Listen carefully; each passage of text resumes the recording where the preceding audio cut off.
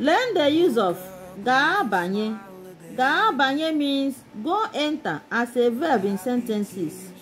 When you hear ga, ga, it is a command. You use this ga to give instructions or commands in Igbo language. We are going to use this ga banye in our sentences now. Igbo English. The first sentence is Ugomma ga banye n'ụgbọelu ọsịsọ. Ugomma ga banye n'ụgbọelu ọsịsọ, meaning Ugomma go enter the airplane quickly. Remember, you can say ọsịsọ or ọsọsọ there by removing this a and put o. See o here, just the same thing. You can also say airplane or aeroplane, it's just the same thing. Ga banye n'iru. Ga banye n'iru, meaning go enter in front. Ga banye na kalasi gị ego.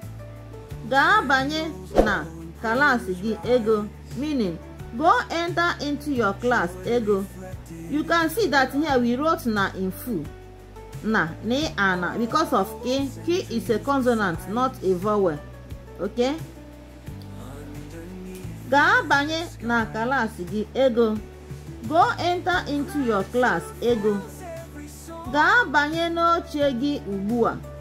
Ga banye n'oche gị ugbua, meaning go enter your seat now.